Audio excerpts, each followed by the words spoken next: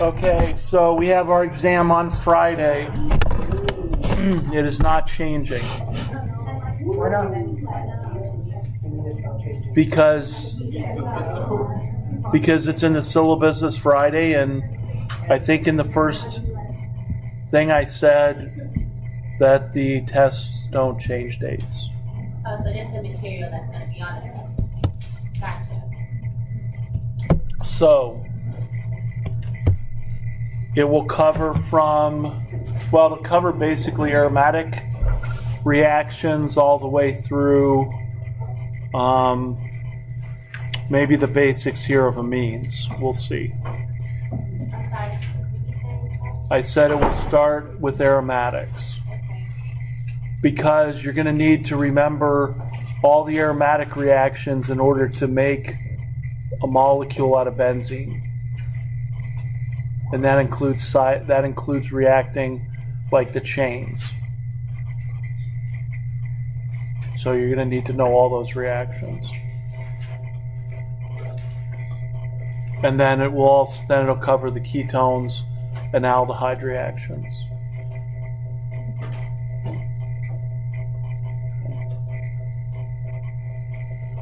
Okay, so tomorrow we'll use the class. If you have any questions, if you have questions today, we'll see how far we can get here. But that's going to be the exam for Friday, and you can go ahead and take a look at the older exams to kind of see what you're up against. Well, I mean, you're going to have to do a mechanism. You're going to have to do take benzene to different molecules, and then reactions of aldehydes and ketones. So, 3. We'll leave naming off this. Now, by naming, I mean IUPAC naming. I don't mean hydrate, hemiacetal, hemiketal. Those names you'll have to know. Cyanohydrin, etc. Sarah?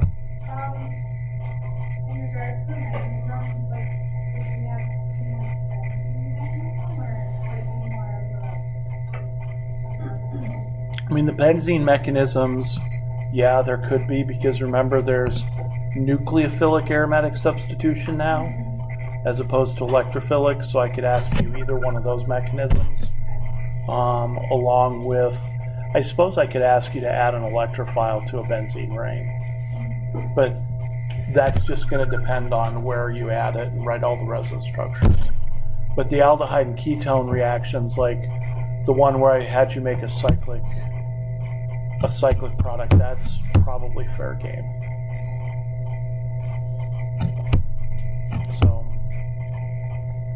at this point, I mean, if you look back through the last few years of exams, you might see everything that I've got.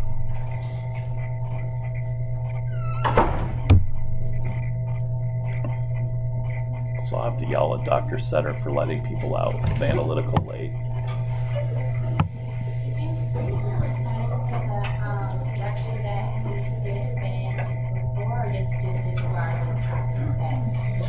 What lecture that I didn't finish? The last one, the one that was online with the bear, the formation of the cyanohydrin. There was like maybe 3 processes, so just disregard. That what I didn't talk about? Yeah, just disregard. And now you're going on to something else.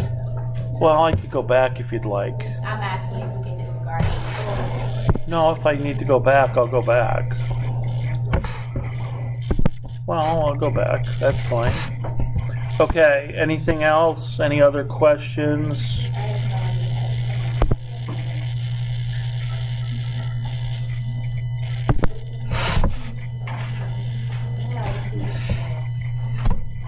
What? Yeah, I hope so.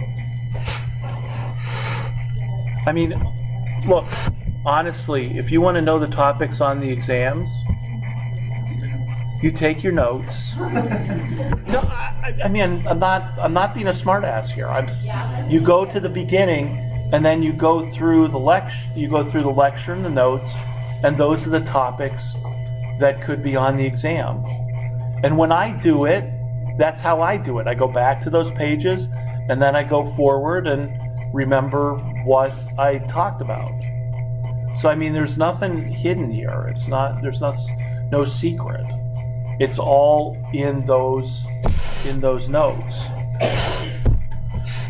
So these couple of all these ones. Oh, there's a lot here, isn't there? Okay, forget about that. We'll go back and finish this off then. Yeah, I forgot about this.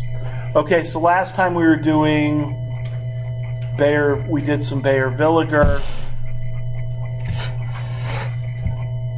One thing I can't do is write on this.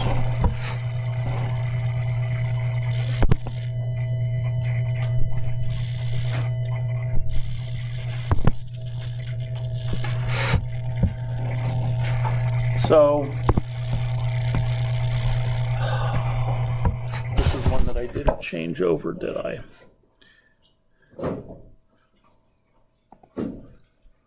Okay. This is going to be ugly, but it'll still work.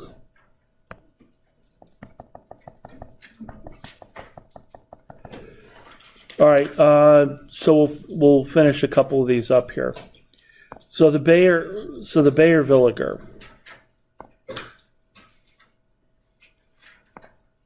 Or Tollens test, sorry. So we've had some color reactions where we've done we have been able to determine a functional group from the different physical appearance of the solution. So an example of that would be if I think that I have a double bond in my molecule, I would add bromine liquid, which is red, and if the bromine reacted with the double bond to form a trans dibromide, the red color would disappear. And that would tell me that I had either a triple bond or a double bond, something that reacted with the bromine. In lab, we took the aromatic alkyl benzene. We reacted it with CaMnO4, which initially was a purple color. And after we oxidized the alkyl group to the carboxylic acid, we ended up with MnO2, which was a brown precipitate.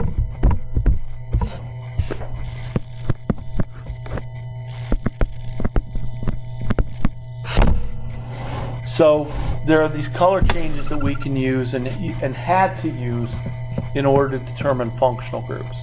This was before IR, this was before NMR, and so you had to do all of these different color changes to figure out what your molecule was. And that's kind of the ester experiment that we're continuing on this week and what some of you did before break.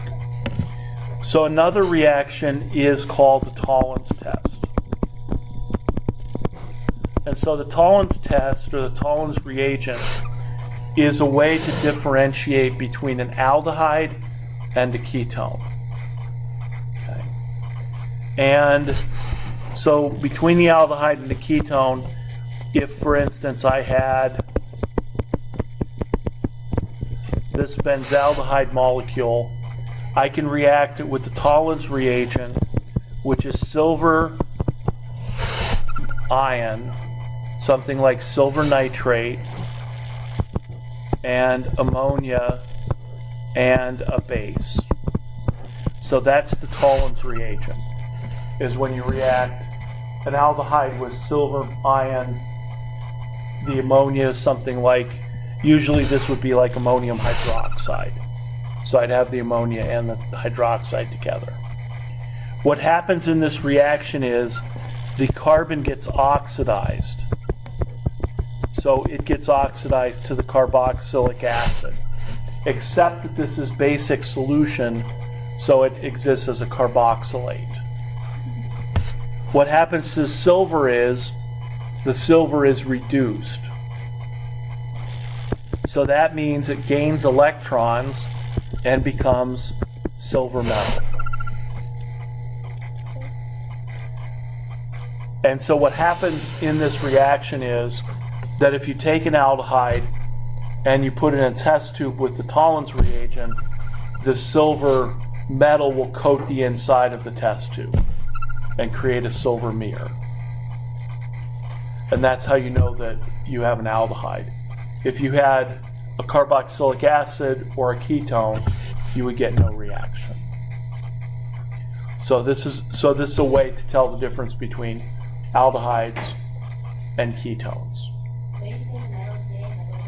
The metal basically precipitates or coats the inside of the test tube. So you end up with a mirror. You end up with a mirror on the inside. This is an old-fashioned way of making a mirror. If you wanted to take a huge piece of glass and you wanted to add a sugar solution to it, because sugars have aldehydes at the end, you could add the sugar solution, your silver nitrate, and your ammonia, and eventually it would mirror that big piece of glass. It doesn't have to be a benzaldehyde. It could be any aldehyde. It's just easier to draw the benzaldehyde. So that's a what we used to call qualitative test for an aldehyde. And it has a name in terms of Tollens. The other test that can be used for an aldehyde or a ketone is what's called the Benedicts reagent.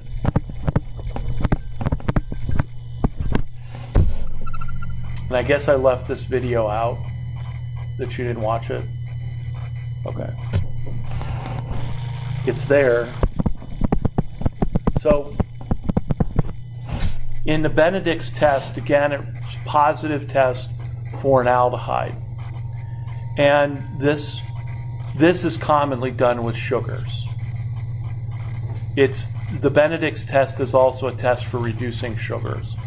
So if you've ever done a test in biology where you take a reducing sugar, which could be something like glucose, and you react it with copper 2 and hydroxide,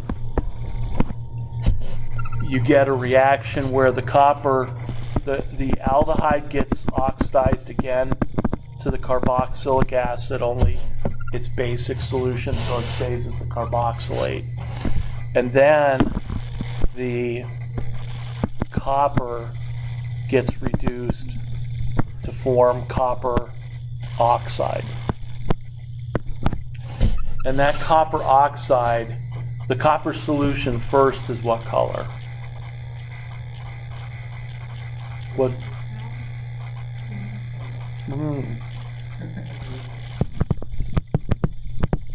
Copper solutions are blue. And then this turns out to become a brick red precipitate. And the reason I can say it's specifically brick red is because that's the pigment they put into bricks to make them red.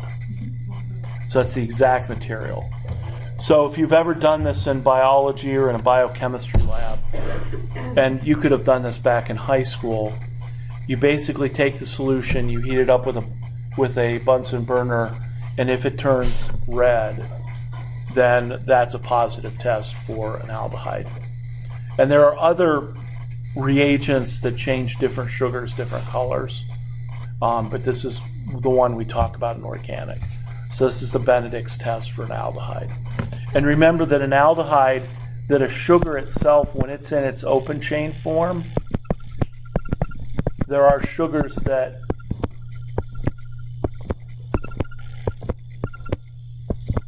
they've got their OHs and their Hs.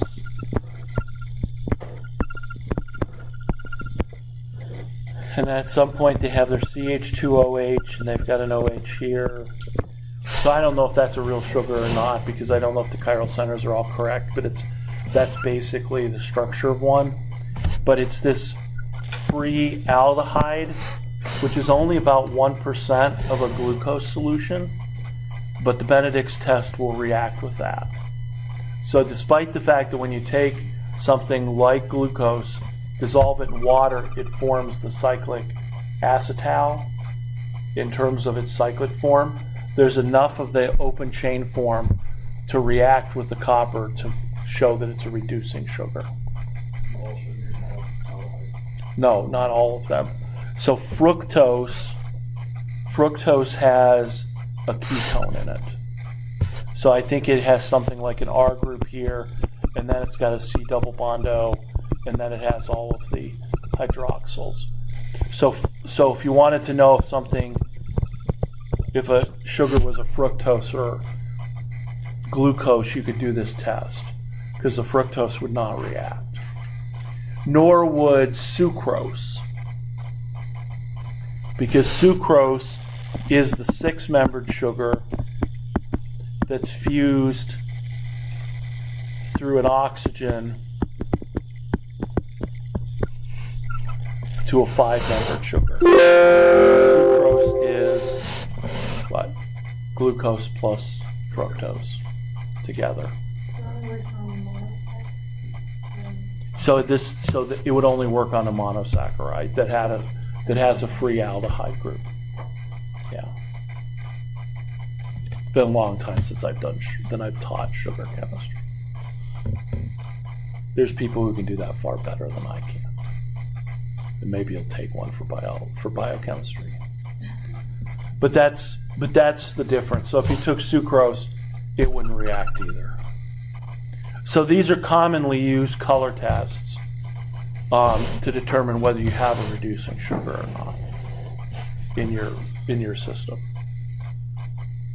But in organic, they can be used as a way to differentiate between an aldehyde and a ketone.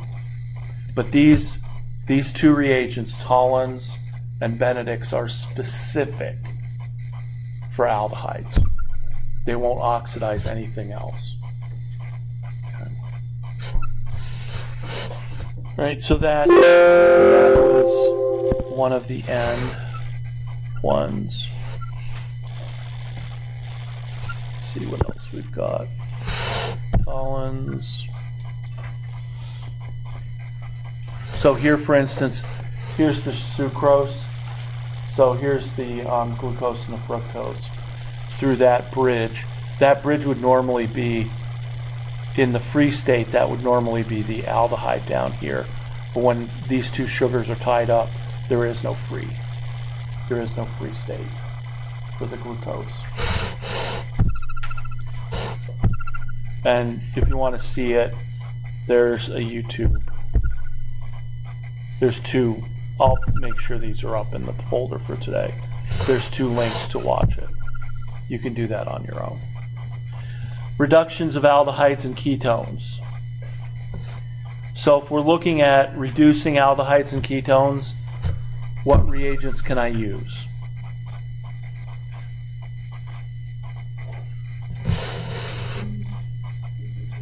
PCC, Swern, Ketone. What else? Lithium aluminum hydride.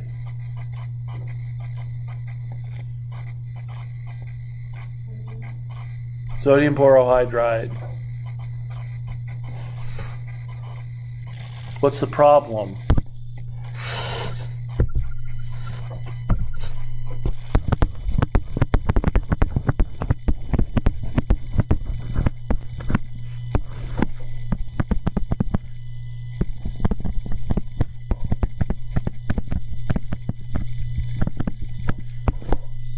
We want to do reductions. So which set of reagents that were thrown out here are the reducing sets for aldehydes and ketones? PCC, Swern, Ketone. Are those reducing reagents? They're oxidizing. They'll be back.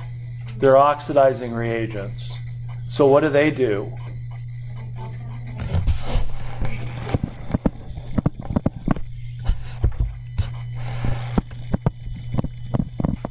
So Swern, PCC, Des Martin.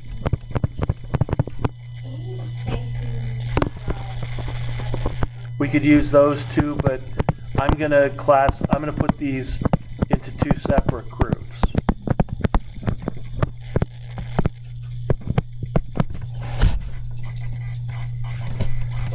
What do we use the Swern and PCC for? I mean, it's relevant to this chapter because this chapter is the chapter on aldehydes and ketones. So what do those reagents do? They take what kind of an alcohol and they convert it to an aldehyde. What kind of alcohol becomes an aldehyde? Primary.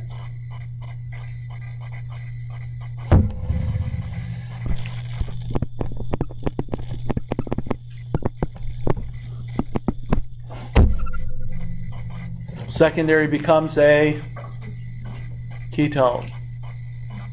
Tertiary becomes doesn't react. The KMNO4 and the strong oxidizers take my primary alcohol and convert it to a carboxylic acid. So I'll give you that the Swern, the PCC, and the Des Martin are relevant to this chapter, but only in terms of the synthesis of an aldehyde from a primary alcohol. But those are oxidizing reagents. And I wrote in really big letters, reductions. So if I want to take a ketone or an aldehyde and I want to reduce it, what should I use? I could use lithium aluminum hydride or sodium borohydride, or those are both sources of H-. Go ahead. H2 and PD isn't quite strong enough. For carbon-carbon double bonds, palladium or platinum is. I need something a little bit stronger. Raney nickel. Right, so I need hydrogen and Raney nickel.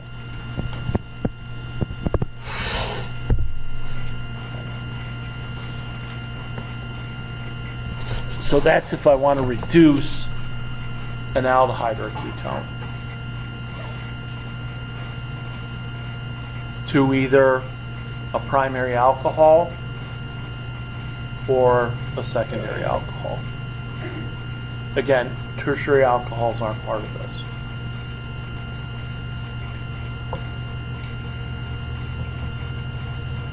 So that's review. But it's all relevant for Friday's test. Because what if you have a ketone, what if you have a carbonyl attached to the benzene ring? I might ask you to make an alcohol out of it. And how would you do that? Lithium aluminum hydride, sodium borohydride, or Raney nickel.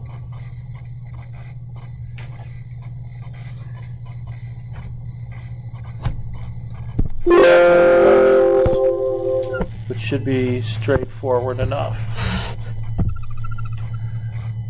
Okay.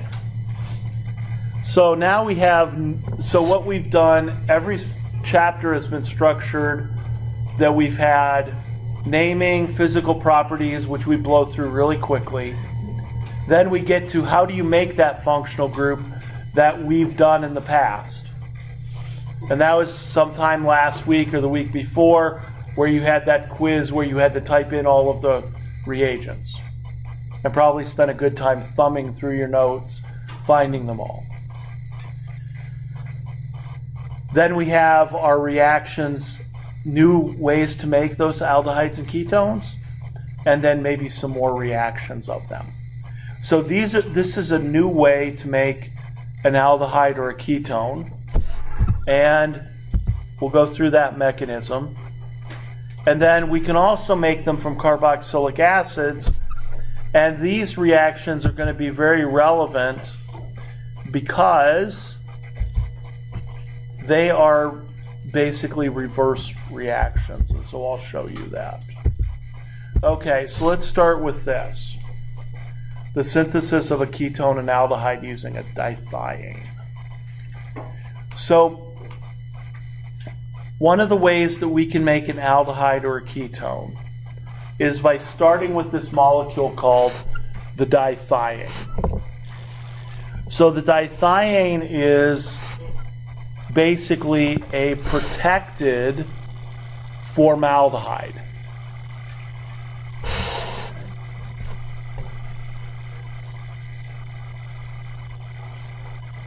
Now, what do I mean by that? And I'll go through and I'll write the mechanism out, so you don't have to, because I can't write on those. So, dithiane. So the dithiane has a 6-membered ring, and it's attached to a carbon that's attached to 2 hydrogens. So we would recognize that from last week's taking the ethylene glycol and protecting, in this case we're protecting formaldehyde. So C double bond O with 2 H's. That's what that is. That's a protected formaldehyde. And so what we do is, when we start with this molecule, I'm going to treat this with a base. And what the base is going to do is come in and pull off the hydrogen from the carbon.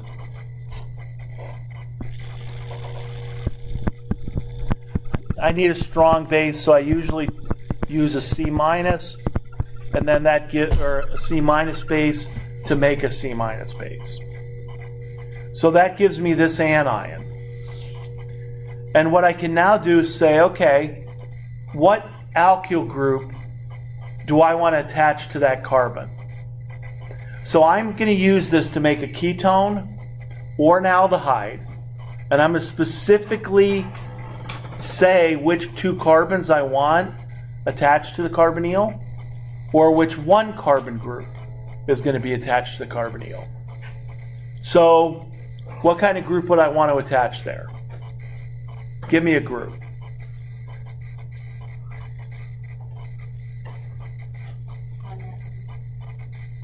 No, just give me an alkyl group.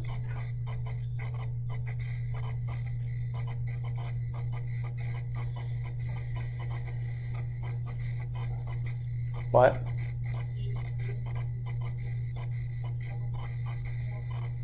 An ethyl group? CH2, CH3, or CH2, CH2, CH3? No BR. Not yet. Not yet. So what group do I want to add? I don't know. Okay. Now, in order to add that ethyl group, I'm going to do an SN2 reaction with my C minus. So what should be attached to CH2? A Br or Cl, something to leave. So I'm going to do this SN2 reaction. My C minus of my dithiane comes in, attacks the carbon, kicks off the bromine, and I now make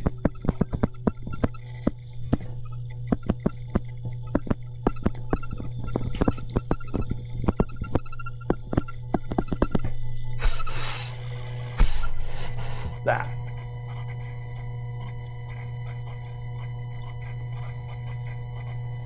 Okay, if I stop here and I deprotect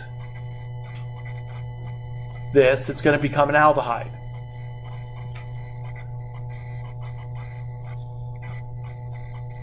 Yes?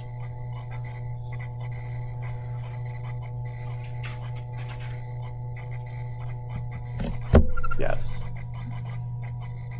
But let's say I wanted to put another group on here and make a ketone. So what would I do?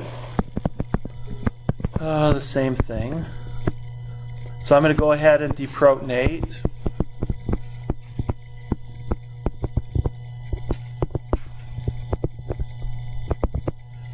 And I'm going to make my minus charge.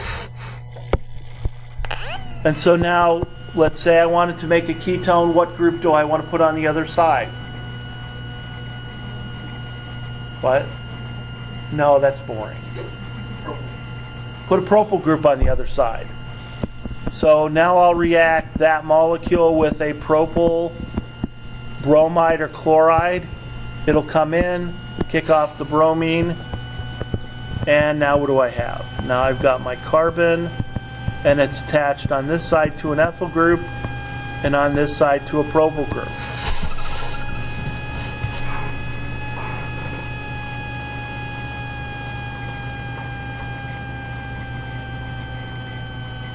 And then what do I do to get rid of the protection?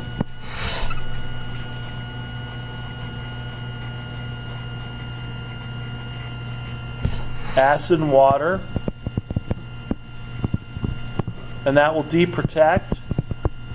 And it will make my ethyl propyl ketone. Plus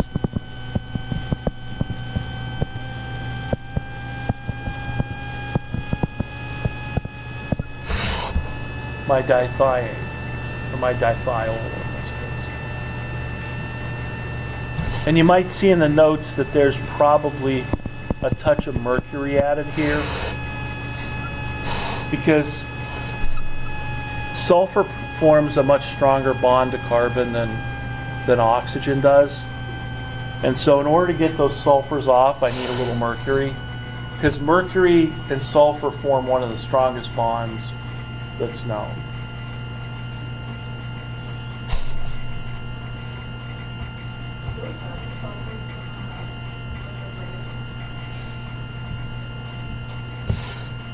Meaning,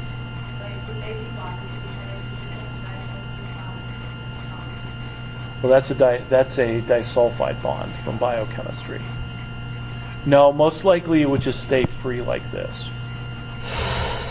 No, we kind of did that when we talked about alcohols and thiols.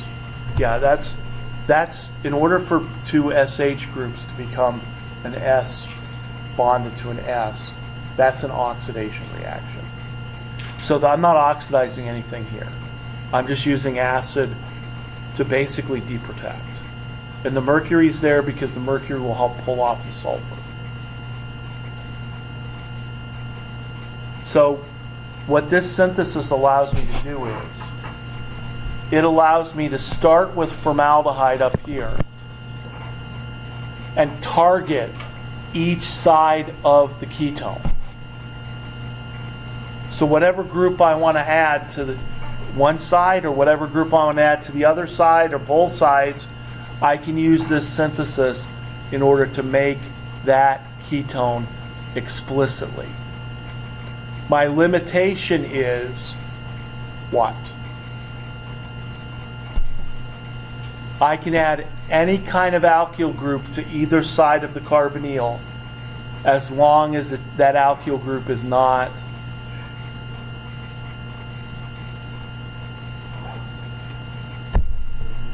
tertiary. As long as that group's not tertiary. Right? Because if it's tertiary, I can't do this SN2 mechanism. So I can do primaries and secondaries. So this is a classical way to make a ketone or an aldehyde, because I can literally engineer the ketone from the alkyl group. I don't know that I would do this if I was making a therapeutic drug, because that little bit of mercury, I'd never be able to prove to the FDA that I got it out of my system or out of my drug. And they're a little touchy about mercury. So all you did was like to make the starting material is add like formaldehyde to use like You could probably, there's somebody who will probably make that for you. They'll probably react to formaldehyde is a gas normally, and if it's not dissolved in water, it's a gas, so there's probably a way to stick those two together so that you would just buy this and start from it. So that's the dithione synthesis of an aldehyde or a ketone. But that's the role that it serves. It allows you to very specifically decide what you want to add. But that's your limit. Your limit is you've got to only use primary and secondary alkyl halides.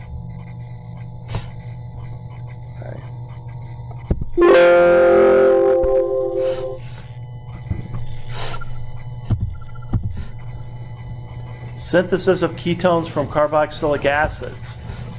Oh, this is going to be a fun one. So, notice the reaction.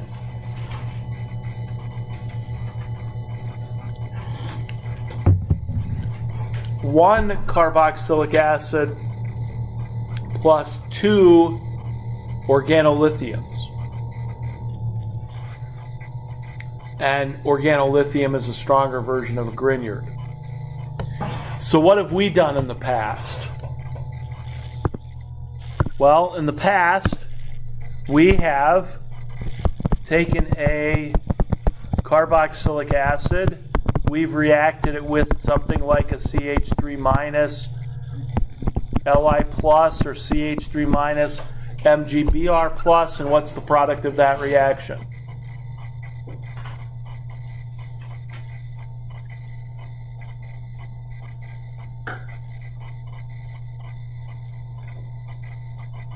What happens? The CH3 minus attacks the carbonyl. Oh, it attacks the alcohol. So Deprotonates it. It deprotonates the carboxylic acid.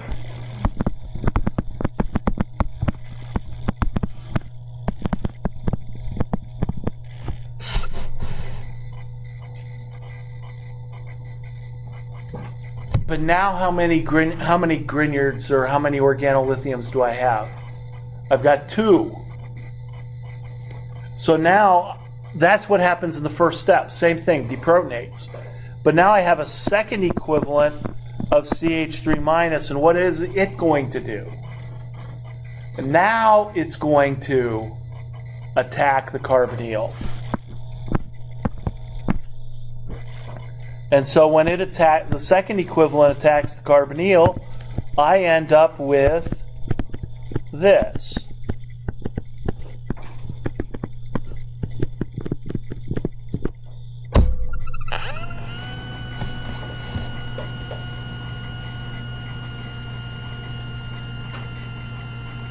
And I'm done.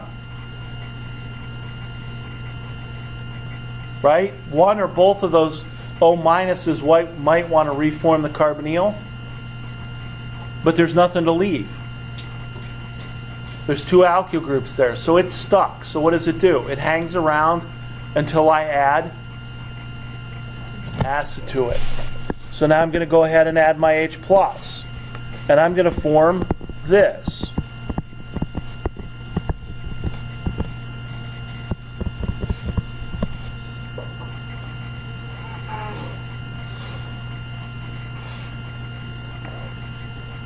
What's that?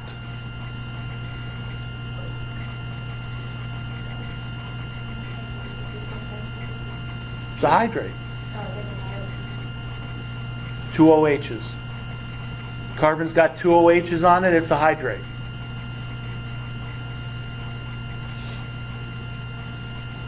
Except there's a problem here. First of all, this was the synthesis of a ketone. And I'm not at a ketone yet. But we know hydrates aren't very stable, right? Normal, ordinary hydrates, unless they're chloral or from formaldehyde, they're not stable. And so what's this going to revert back to? to the ketone with the R on one side and now my CH3 group on the other. So when I added my H plus H2O to this, it reverts itself all the way back to the ketone.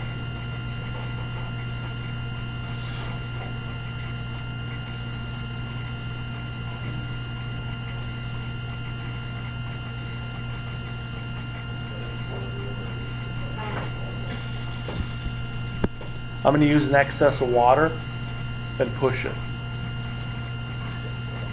I don't even know how much excess of water because the hydrate's not very stable. How is it happening? That is an excellent question that might make a good take-home quiz for tomorrow. Or better yet, a question on Friday's exam.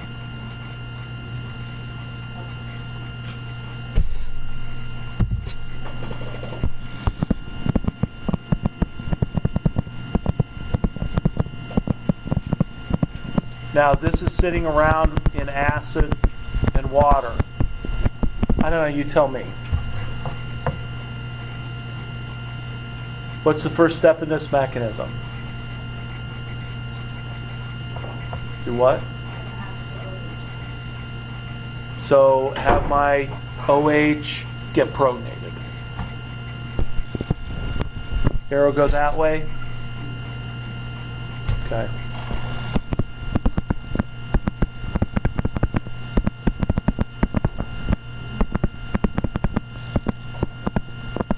Next,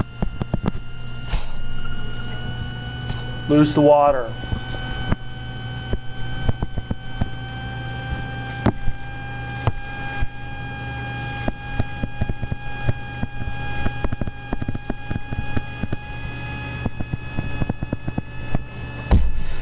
Next.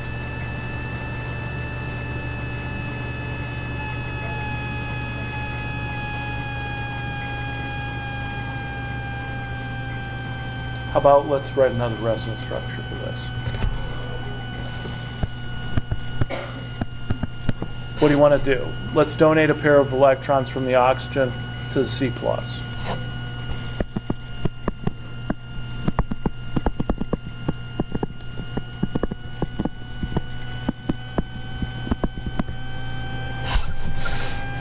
What's that?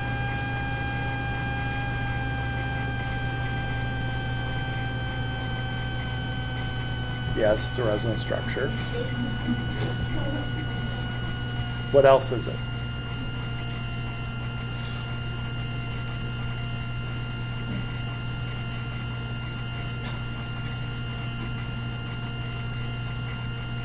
What's my ultimate goal here? Ketone. What's that? What kind of ketone? A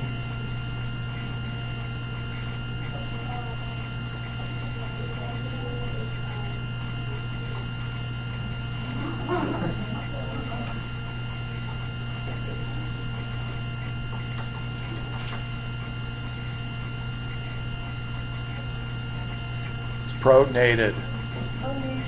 It's a protonated ketone, right?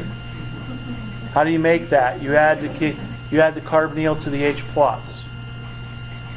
So that's a protonated ketone. So what do I need to do?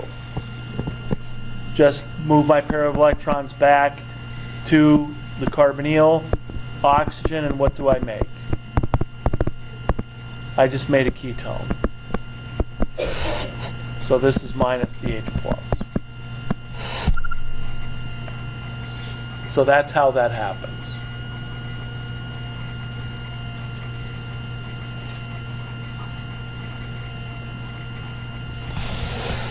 So we've been doing the forward reaction. There's no reason why we can't do the backwards reactions. And that's what happens. That's the key to this reaction.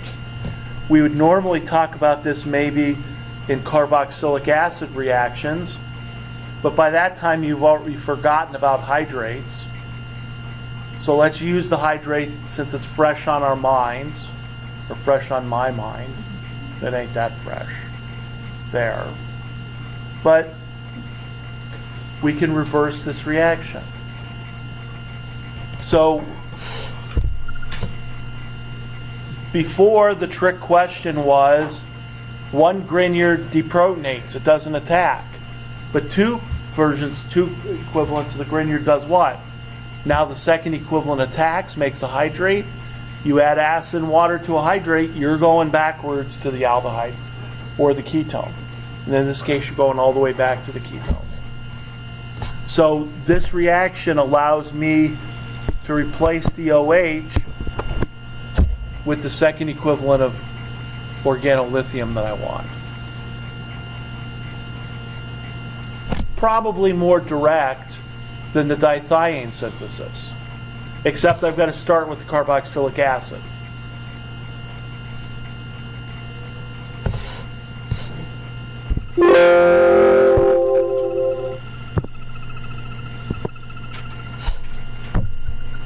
Synthesis of ketones from nitriles.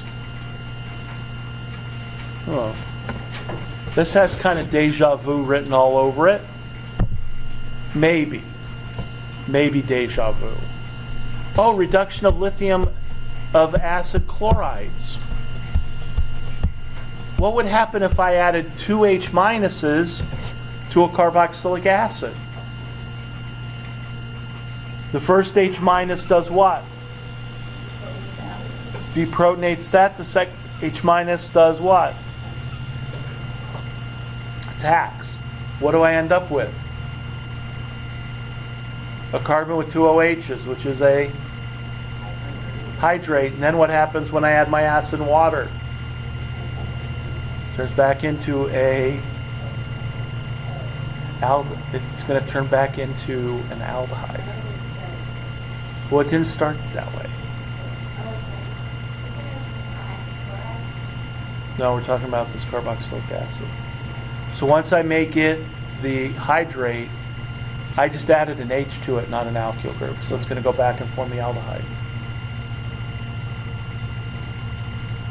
Of course, there is actually a magic step to this reaction that I'll have to show you, because that's not what happened. That's not all that happens. Now, for this reaction, we have to remember the following, and this is where we'll stop. Where I'll stop.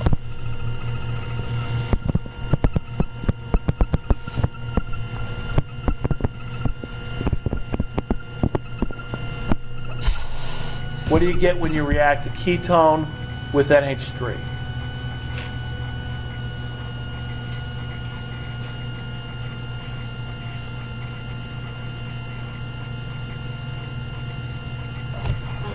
You're going to get this.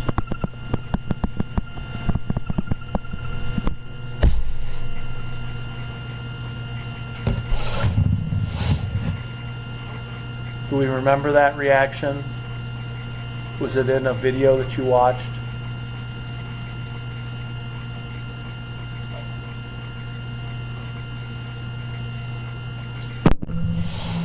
Was it?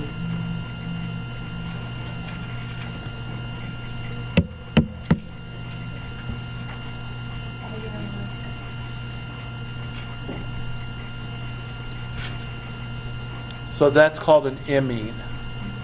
I-M-I-N-E.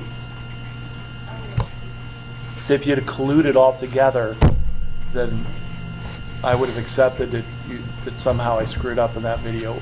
You didn't watch that video, but that's unfortunate. So think about this. So if I take an R minus and I add it to a nitrile, a C triple bond is going to be just like a C double O bond, or C double O. It's going to do this. That R group is going to attack the carbonyl, and I'm going to end up with this guy. I'm going to end up with 2 R groups attached to the carbonyl with an N minus. So now what we have to think about is, okay, what am I going to do? I'm going to add H plus and H2O to that. When I add H plus H2O to it, what am I going to get? I'm going to get my imine which is going to undergo a reaction to go all the way back to the original ketone.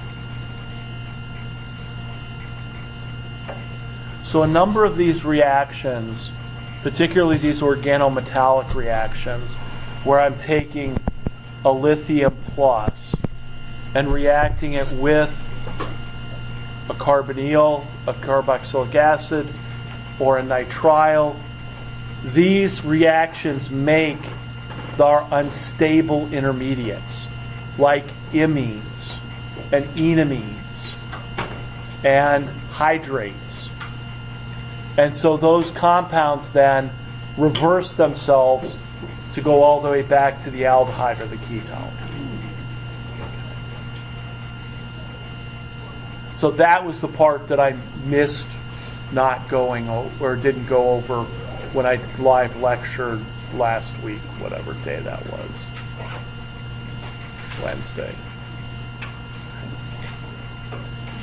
Right, so that's what these reactions are. So all the reactions of the aldehydes and ketones that we saw, the forwards reactions of them. So in other words, could I ask you this reaction on Friday? Yeah, because it was on a previous lecture. So making imines, all of the reactions of aldehydes and ketones to make those unstable intermediates are fair game for Friday. Right. So tomorrow I'll answer questions if you have them. If not, I can probably finish this stuff out and start something new. But if not, if not, then what I pulled up today, you'll watch for Monday. After the test, there'll be a lecture video for Monday. On Friday, like I asked you to put some sampling problems up there, but I think I put the practice problems that I had up there. they are up there now. They were up there on Friday. That's all you want to do. They were up there on Thursday.